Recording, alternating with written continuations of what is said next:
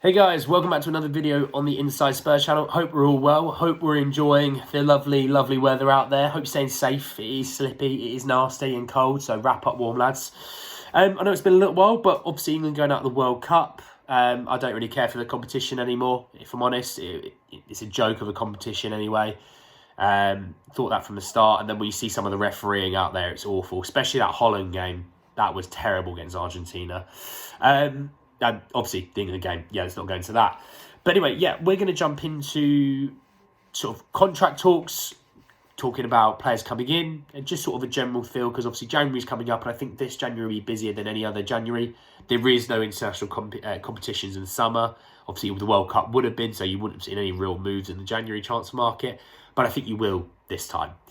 So, first and foremost, let me speak with the head honcho, well, not with, but about Antonio Conte.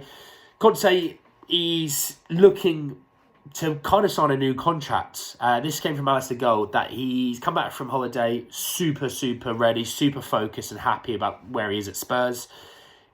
He's coming into a January transfer market where he wants strategy plans put in place and promises, which is what Conte's about. If you can give Conte a promise and stick to it, Conte is the happiest man on earth. It's when you start to deviate from said promise that he becomes a bit more of a different character. And yeah, this came from, like I said, that if the contract, the strategy talks go well and they line up with Conte's sort of plan, he's looking to sign a new contract, which is massive news. So I think we should hopefully see some contract updates about that quite soon, which would be really good. Now, leading into strategy plans, the talk, again, from Alice Gold is they want a defensive player and an attacking creativity player. So let me start with the attacking creativity player first. So from Gazzetta dello Sport, big Italian publication, we want Ruslan Malinovskyi. Now, if you're not aware of Ruslan Malinovskyi, he's an attacking player from Atalanta. He's out of contract in the summer. He's a left-footed player that can play sort of across the front four positions, if you think left wing, right wing attacker, and just in behind the attacker. And he would probably cost about 15 million. Now, first and foremost, I believe we should be getting him cheaper. If he's out of contract this summer, he shouldn't be costing 15 million, first and foremost. Secondly, I don't know a ton about Malinovskyi, but I know last season he did have a good season. This season, I haven't been paying too much attention, but I know he's hit a few winners this season. So, again, for 15 million, always makes you think, is he good? He's quite cheap, so can he be that good? He's out of contract this summer. Why is he out of contract this summer? He can't be that good if they're letting him run it down. They should have sold him earlier to get more money, that sort of thing. I don't know a ton about him, but I always have thought with our attacking systems, we need a player that can replace Kulusevski with the left-footedness, in my opinion. Bryan Gil definitely showed ability, but Conte, he's not Conte's flavour, if I'm honest. You can see, and that's fine. There's nothing wrong with that. I think we're definitely going to need to replace Bryan Gil, because I'd assume he's going to go out on loan this summer, which I'll come talk about other players as well, maybe in regards to going out on loan. But yeah, definitely for 15 million, it's worth a punt. If he's an upgrade on Bryan Gil, then it's a good deal, in my opinion. It's going to add quality depth that, to be honest, we severely do need. Moving on for the defensive area. So, Pedro Porro has been the flavour for the last sort of few days, and it's definitely sparked a few Spurs fans' interest.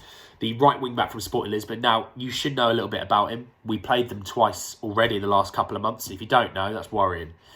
Pedro Porro, right wing back, obviously from Sporting Lisbon. He's a Spanish international. Very good with the ball, great engine, good going forward, pretty solid going in defence. Not the most physical players. And according to Alistair Gold, this is a slight stumbling block for Conte. Conte wants a physical right wing back. Now, just to add sort of my opinion onto that, I think Jed Spence could probably be your physical right wing back, but you don't want to play him.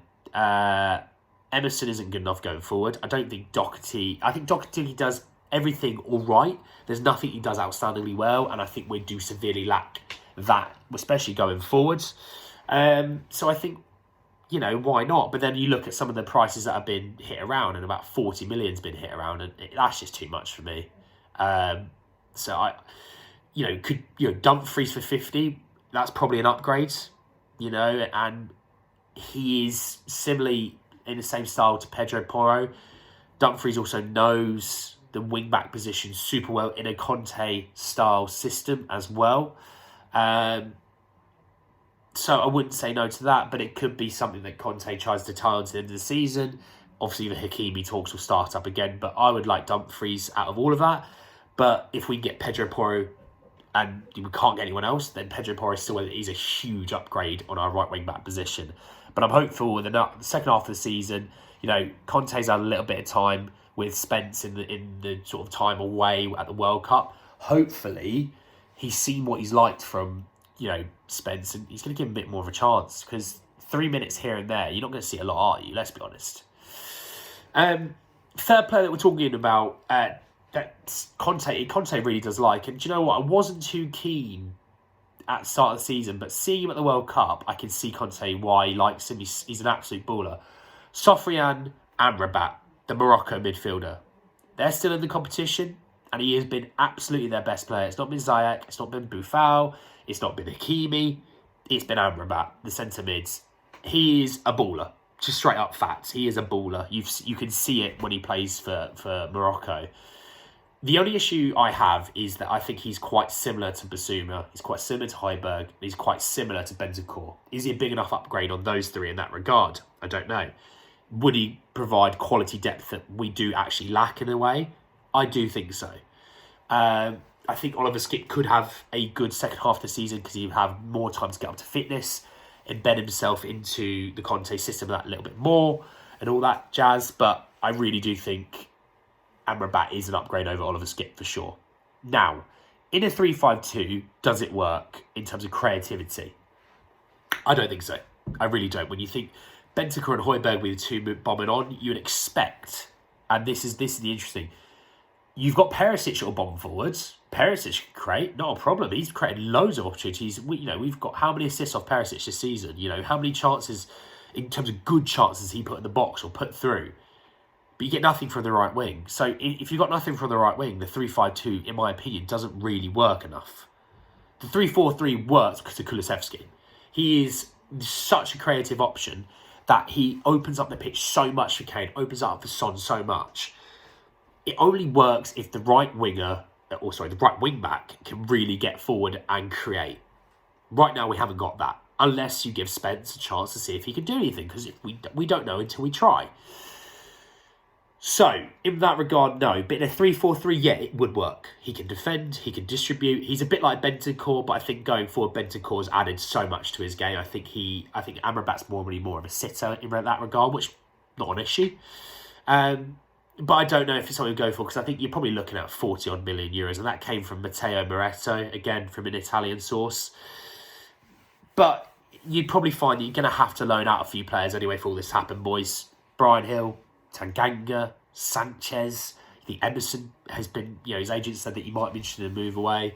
So all these things come into it. Now, I don't know how it will go, but I really hope that we get at least 2 or 3 players in and 2-3 players out the door.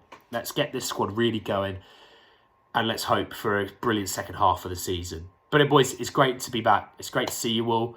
Well, not literally, but you know what I mean. Like, comment, subscribe, share to your mates, all that jazz. But comment especially what you're hoping for the second half of the season, and let me know what you're hoping for the January transfer window. Boys, it's good to see you again, and I'll speak to you all very, very soon. Take care.